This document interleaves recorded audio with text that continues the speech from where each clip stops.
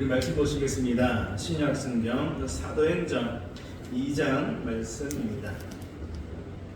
신약 성경 190년경에 있습니다. 사도행전 2장 37절에서 42절까지 한 절씩 교독하시겠습니다. 사도행전 2장 37절로 42절 37절 말씀 제가 먼저 언급합니다. 그들이 이 말을 듣고 마음에 찔려 베드로와 다른 사도들에게 물어 이르되 형제들아 우리가 어찌할꼬 하거늘 베드로가 이르되 너희가 회개하여 각각 예수 그리스도의 이름으로 세례를 받고 제사함을 받아 그리하여 성령의 선물을 받으니 이 약속은 너희와 너희 자녀와 모든 먼데 사람 곧 주 우리 하나님이 얼마든지 부르시는 자들에게 하신 것이라 하고 또 여러 말로 말하되 너희가 이 개혁한 세대에서 구원을 받으라 하니 그 말을 받은 사람들은 세례를 받음에 이날에 신도의 수가 3,000이나 더하더라.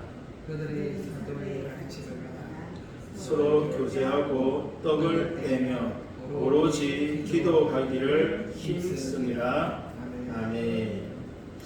오늘 말씀의 제목은 우리가 어찌할꼬입니다. 우리가 어찌할꼬. 예수님께서 승천하시면서 제자들과 성도들에게 예루살렘을 떠나지 말고 아버지께서 약속하신 것을 기다리라. 성령을 기다리라고 하셨죠. 제자들은 예수님이 승천하신 후 가룟유다를 대신할 제자 마띠아를 뽑았고 약속하신 성령을 기다리며 예루살렘을 떠나지 않았습니다. 이렇게 1장이 끝나고 2장을 시작하면서 1절에 오순절에 그리고 3절 보시면 성령이 각 사람 위에 하나씩 임하였다. 그러자 모두 성령의 충만을 받았고 다른 언어로 말하기 시작하였습니다. 오순절에 성령이 임한 것이죠. 이 광경을 본 사람들은 다 놀라 신기하게 여겼습니다. 하지만 어떤 사람들은 술에 취하였다고 조롱하였죠. 그때 베드로의 첫 번째 설교가 시작되었습니다. 베드로의 첫 번째 설교의 핵심은 23절 너희들이 나사렛 예수를 십자가에 못 박아 죽였지만 24절 하나님께서 다시 살리셨다. 그리고 32절 예수를 하나님이 살리신 이 일에 우리들이 증인이다. 그러면서 결론적으로 36절에서 너희가 십자가에 못 박은 예수를 하나님께서 주와 그리스도가 되게 하셨다라고 선포하였습니다.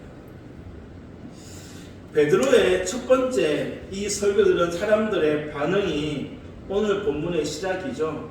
우리가 어찌할꼬 37절입니다. 그들이 이 말을 듣고 마음에 찔려 베드로와 다른 사도들에게 물어 이르되 형제들아 우리가 어찌할꼬 하거늘 어찌할꼬. 그러자 베드로는 38절에서 회개하여 각각 예수 그리스도의 이름으로 세례를 받고 죄 사함을 받으라. 그리하면 성령의 선물을 받을 것이다 라고 하였습니다. 우리가 어찌할꼬. 오늘 나눌 말씀의 첫 번째는 마음이 찔리는 것이 은혜이며 복이다는 것입니다. 마음이 찔리는 것이 은혜이며 복이다. 37절 보면 그들이 이 말을 듣고 베드로의 설교를 듣고 마음이 찔렸다라고 말씀합니다. 여기서 찔려의 뜻은 때리다, 격하게 찔러 관통하다, 실신시키다의 뜻을 가지고 있습니다. 때리다, 격하게 찔려 관통하다, 실신시키다.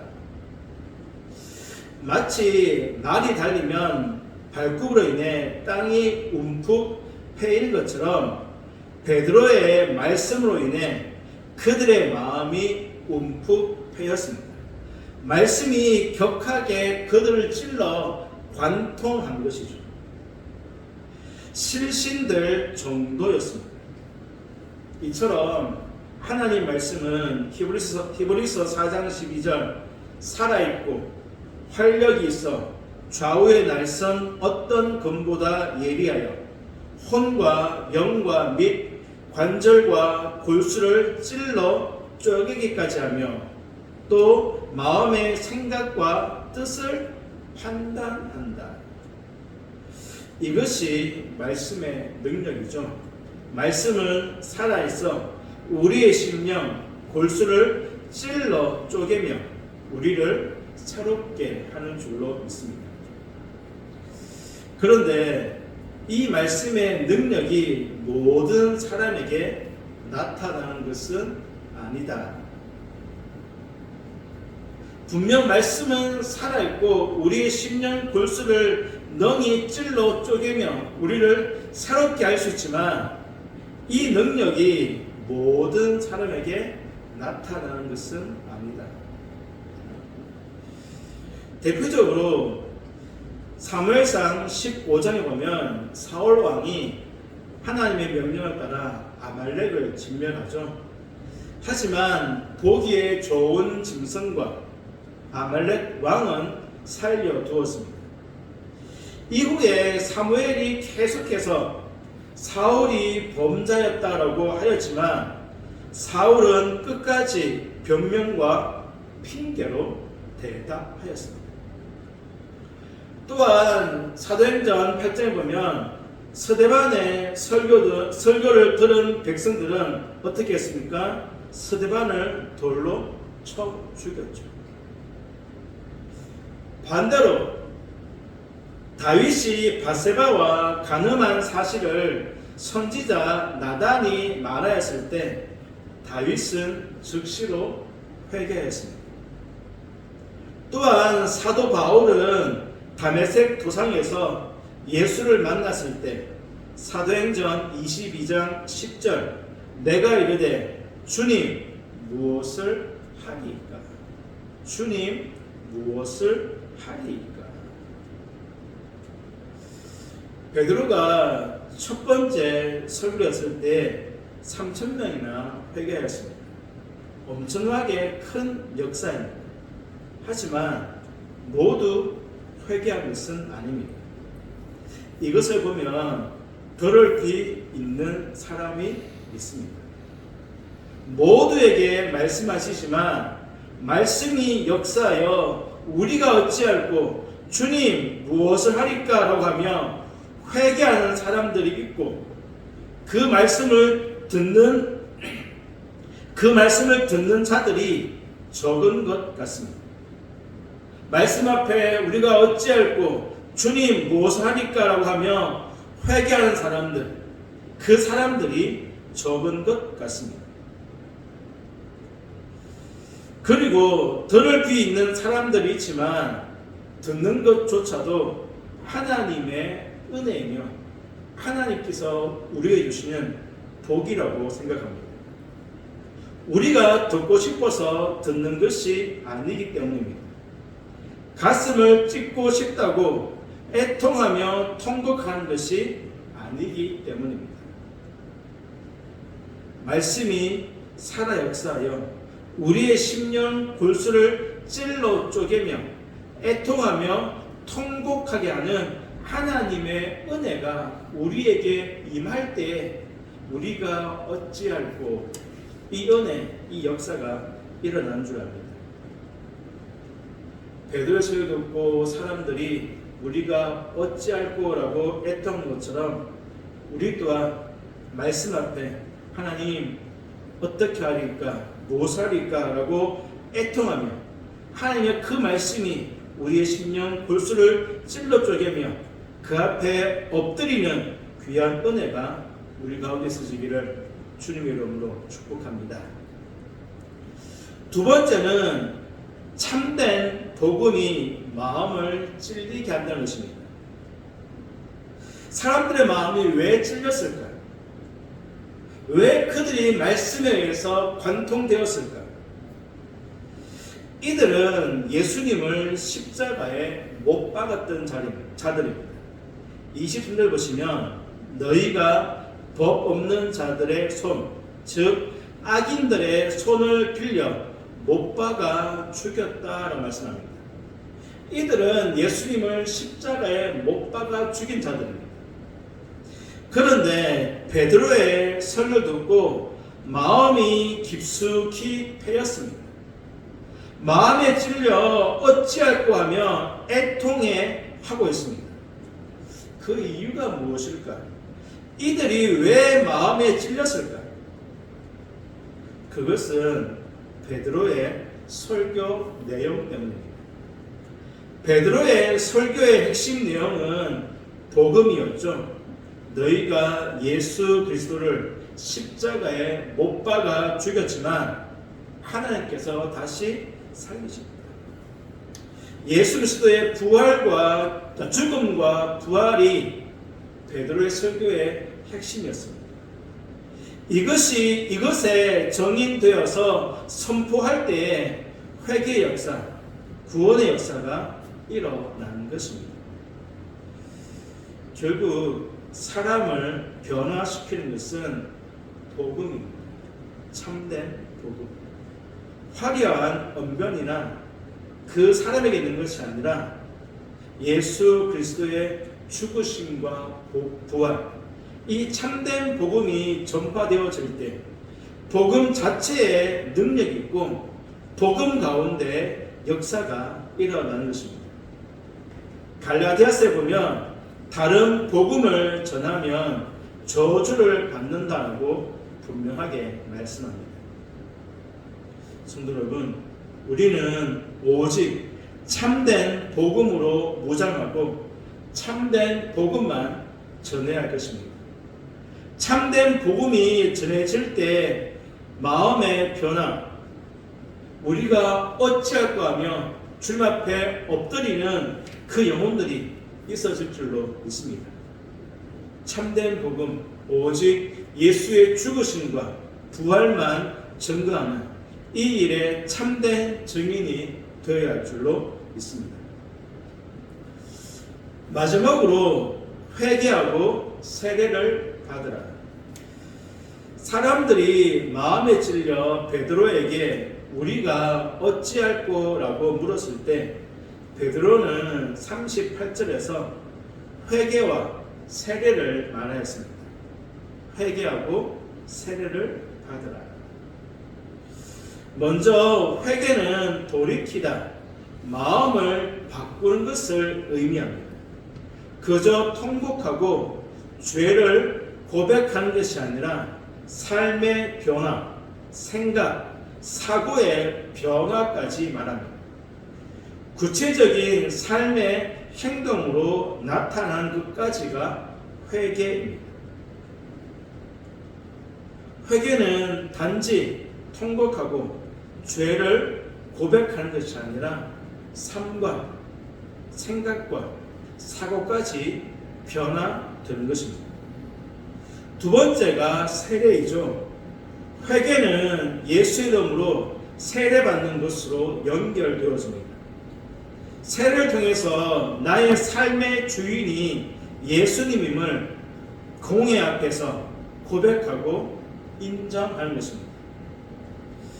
지금은 세례를 받으면 온 교회와 성도들이 축하하고 축복하지만 초대교회 당시 세례는 유대 사회에서 자신의 가문에서 추방될 수도 있고 온갖 핍박을 받아 죽을 수도 있는 큰 위험을 감수하는 일이기도 하였습니다. 그럼에도 41절 보면 이날에 신도의 수가 3,000이나 되었다고 말씀합니다. 그리고 그들은 사도의 가르침을 받아 서로 교제하며 떡을 떼며 오로지 기도하기를 힘썼다라고 말씀합니다. 그리고 그 결과 초대교회가 더욱 부흥하여 든든하게 세워져 갔습니다. 말씀을 읽겠습니다. 베드로가 설교할 때 우리가 어찌할꼬 하는 탄식이 터져 나왔습니다. 말씀을 들을 때 마음에 찔려 나온 고백이었습니다. 이 고백이 은혜이며 복입니다. 우리가 말씀 앞에 말씀을 들을 때마다 말씀이 살아 역사하여 우리의 마음이 찔려 주님 앞에 탄식하는 은혜가 있어야 할 것입니다. 또한 우리는 마지막 시대를 살아가고 있습니다. 마지막 시대는 고난의 시대입니다. 핍박과 환난의 시대이죠. 이러한 시대에 초대교회 성도들이 온갖 핍박과 환난이 있음에도 회개하고 예수 이름으로 세례를 받은 것처럼 그들의 삶 가운데 예수를 인정하고 고백한 것처럼 우리 역시 다시 오실 주님을 인정하며 우리의 삶을 통해 예수를 전하고 예수의 죽으심과 그 부활 그리고 다시 오심의 증인이 되어야 할 줄로 믿습니다. 오늘 우리는 이 마지막 시대에 우리와 우리 교회를 통하여서 예수 그리스도가 참된 복음이 힘껏 전파되어지는 일 가운데 귀하게 쓰임받는 주와 여러분 우리 교회가 되어지기를 주님의 이름으로 축복합니다.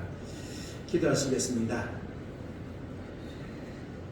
하나님, 우리가 어찌할꼬 예수를 십자가에 못 박았던 그들이 베드로의 설교 앞에 탄식하며 어찌할꼬를 묻고 있습니다. 아버지 하나님, 이들의 이 고백, 이 탄식이 우리의 고백, 우리의 탄식이 되어주는 겁니다. 말씀 앞에서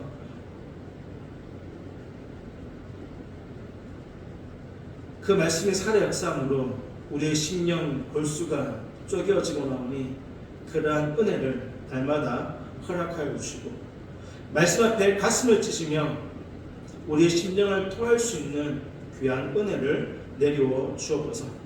또 아버지 하나님, 우리 또한 베드로처럼 참된 복음으로 무장되고 오직 참된 복음만 전가할 수 있는 그러한 입술, 그러한 삶, 그러한 정인 되어지고 나오니 아버지 하나님, 오직 예수 그리스도의 죽으심과 부활 그리고 다시 오심만 전가할 수 있는 귀한 은혜를 허락하여 주옵소서. 아버지 하나님, 마지막 시대를 살아가고 있습니다.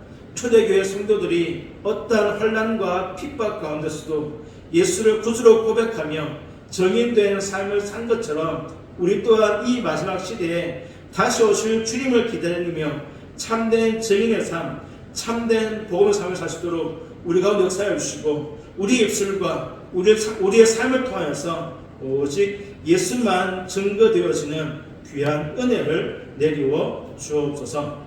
예수의 이름으로 기도하옵나이다. 아멘.